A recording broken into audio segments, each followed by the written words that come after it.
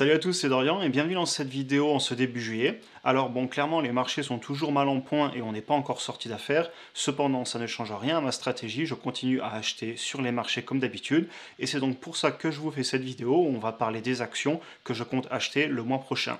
Sans perdre de temps, on passe directement aux actions et aussi comme d'habitude en fin de vidéo, je vous ferai un petit mot de la fin sur des concepts ou des choses que je vois de façon générale sur le marché. Et j'aime bien vous transmettre un petit peu ma vision des choses à chaque fin de vidéo. Donc si ça vous intéresse, n'hésitez pas à aller voir aussi la fin de la vidéo. Alors je commencerai par dire qu'avant même de parler d'actions, j'ai acheté comme d'habitude mes ETF favoris, c'était vendredi 1er juillet. Je les achète en pur DCA sans me poser de questions chaque mois. Comme ça au moins ça c'est réglé. Une bonne partie de ma capacité d'investissement mensuel part dans des ETF sans me prendre la tête.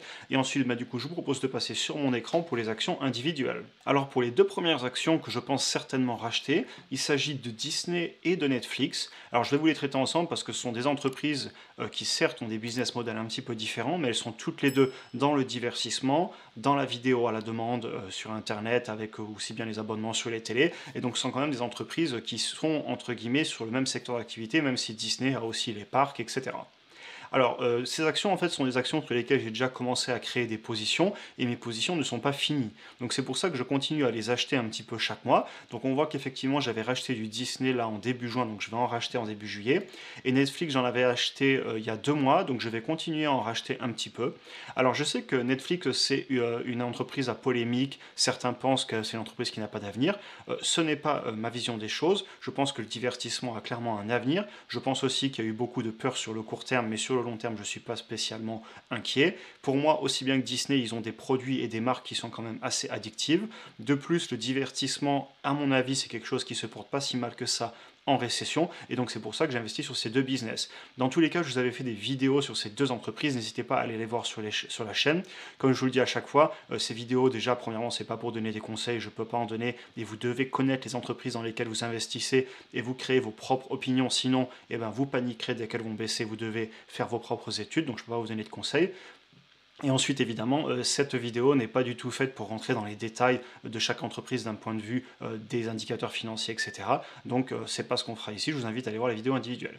Alors, le seul petit point que je mentionnerai par rapport quand même aux indicateurs financiers, c'est si vous allez voir Disney en détail, soyez pas surpris en fait que les indicateurs soient très mauvais. Ils ont coupé leurs dividendes, ils ont beaucoup souffert entre 2020 et 2022 avec la pandémie, et donc ça se voit pas forcément au premier abord quand on regarde les chiffres. On a des chiffres assez inquiétants. On voit un PI à 65, un price to free cash flow à plus de 100, on voit que les marges, notamment la marge nette, elle a dégringolé. Donc voilà, rien de rassurant, mais aussi, je vous conseille vraiment d'aller voir cette vidéo parce qu'au final, il faut pour moi étudier l'entreprise avant 2020, voir où elle en était.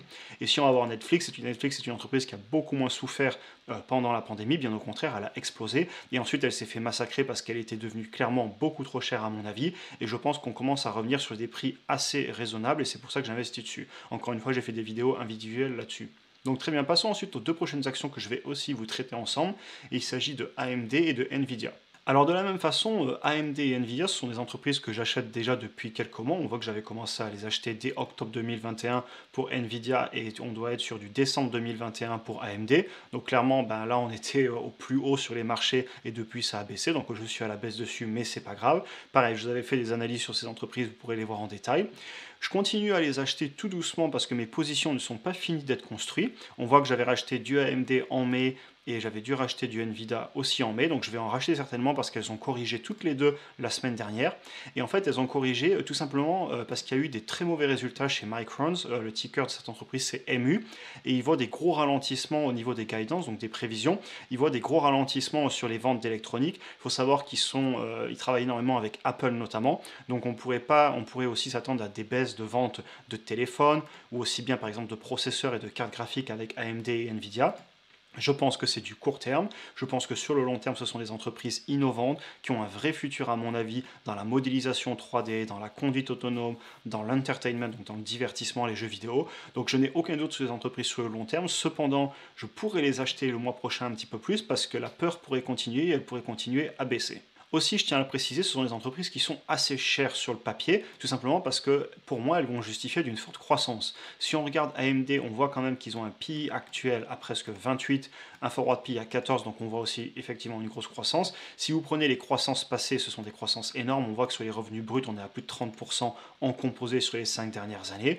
On prend un price to free cash flow, on est à 34. C'est pas extrêmement élevé, mais c'est clairement pas non plus peu cher. On a un price to sales à 6, donc voilà, c'est une entreprise assez chère. Et si on regarde Nvidia rapidement, pareil, on est même encore un petit peu plus cher. Nvidia est toujours à un premium un petit peu plus haut, surtout parce que historiquement, elle a encore plus performé que AMD, donc on a vraiment confiance dans le management et dans le futur de l'entreprise. Enfin, en tout cas, les investisseurs. Après, chacun se fera sa propre opinion.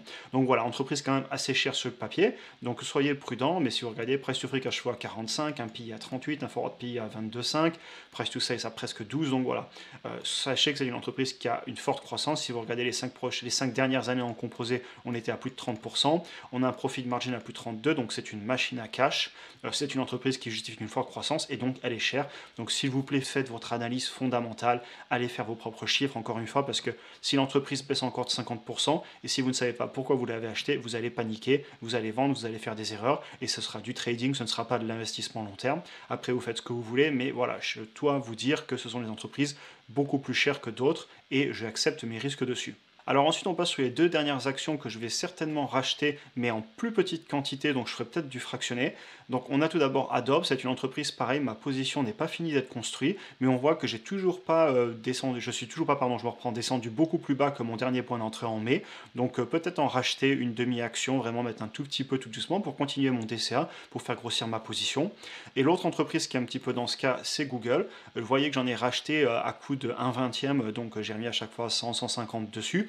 Ils ont le stock split qui arrive le 18 juillet, donc le prix de l'entreprise en bourse va être divisé par 20 et 20 fois plus d'actions vont être générées. Donc d'un point de vue fondamental, ça ne change rien. Mais par contre, l'entreprise sera beaucoup plus facile à acheter.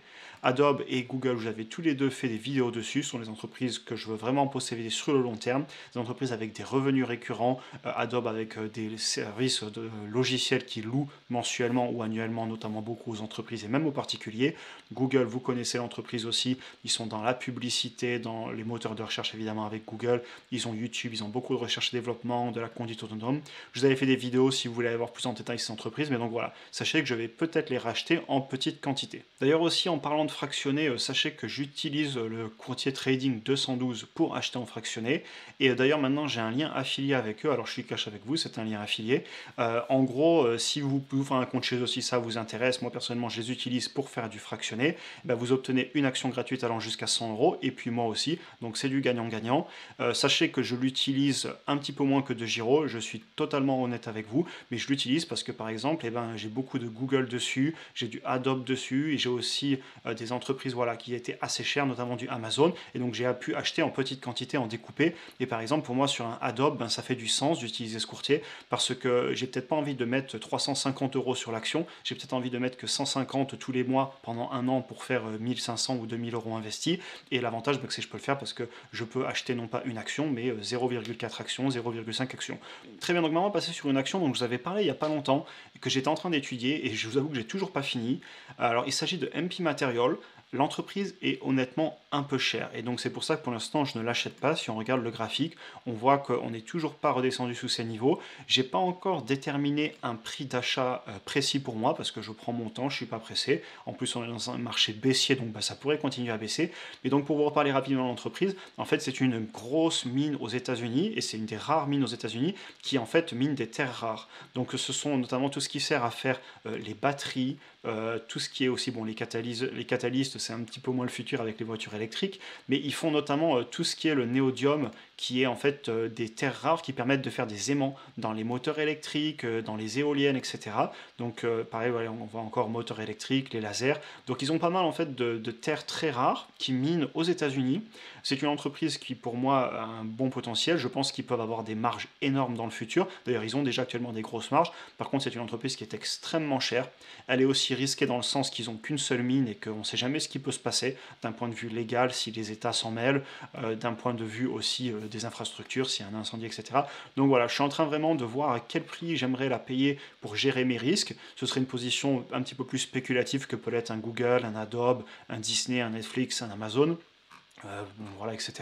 Mais bon, voilà, je suis en train de l'étudier encore, je ne l'ai pas encore acheté, mais je voulais vous en parler parce que j'en avais déjà parlé et ça me paraissait honnête de continuer à vous en parler. Donc oui, je n'ai pas fini mon analyse, mais je commence à la considérer, surtout si elle venait à dégringoler en bourse, vu qu'on est dans un marché baissier. Très bien, donc j'en ai fini avec les actions, passons maintenant au mot de la fin que je voulais vous faire. Alors en fait, dernièrement, je me faisais des nœuds au cerveau à regarder combien j'avais perdu sur mon patrimoine total par rapport à il y a 6 mois, en novembre, en décembre, quand vraiment on était au plus haut.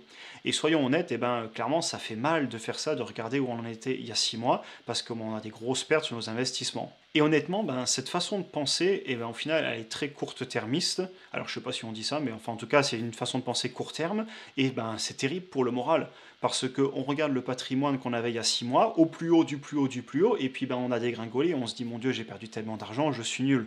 Mais du coup, ce que je suis allé faire, ben, c'est que je suis allé voir mon patrimoine il y a 3 ans, 4 ans, 5 ans, parce que j'ai un petit Excel avec une macro qui enregistre de temps en temps la photo de mon patrimoine, en gros combien j'ai dans chaque actif.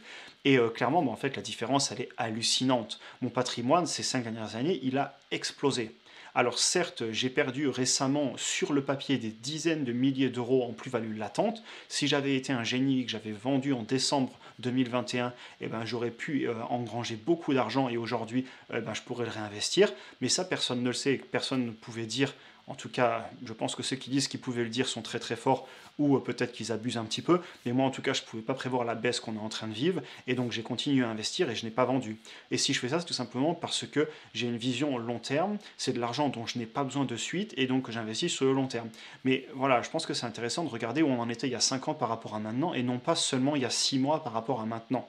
Donc voilà, je pense qu'il est intéressant de faire cet exercice pour se remettre un petit peu les pendules à l'heure et pour se rappeler qu'on investit pour le long terme de l'argent dont on n'a pas besoin.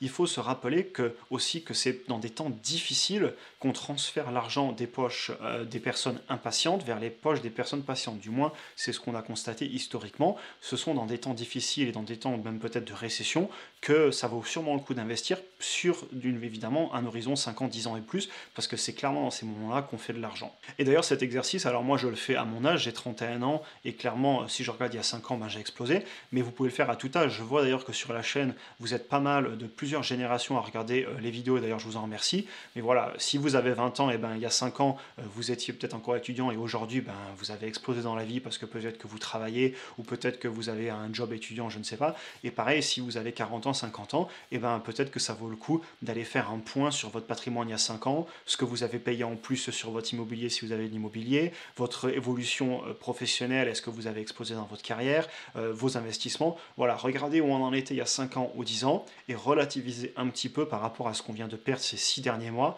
par rapport aux avancées qu'on a pu faire dans la vie, peu importe notre âge. Parce qu'au final, clairement, on peut faire beaucoup avec le temps. Et d'ailleurs, j'adore cette phrase de, je crois que c'est Bill Gates qui la disait, qu'en gros, on surestime complètement ce qu'on peut faire en un an, on se croit très très fort sur un an. Par contre, on sous-estime totalement ce qu'on peut accomplir en 10 ans. Et c'est très vrai, si vous prenez des longues périodes, 5 ans, 10 ans, 20 ans, en fait, en étant consistant et en faisant des choses tous les mois, comme en investissant chaque mois ou en travaillant chaque mois, en s'améliorant, bon, on peut faire des choses clairement incroyables à partir du moment où on sort de cette mentalité court terme. Très bien, écoutez, j'en ai fini avec cette vidéo. N'hésitez pas à vous abonner si vous voulez voir évidemment les prochaines. Aussi, si vous voulez aller plus loin, vous avez des liens dans la description si ça vous intéresse. Et sur ce, bien écoutez, je vous souhaite une excellente journée et on se voit dans la prochaine vidéo.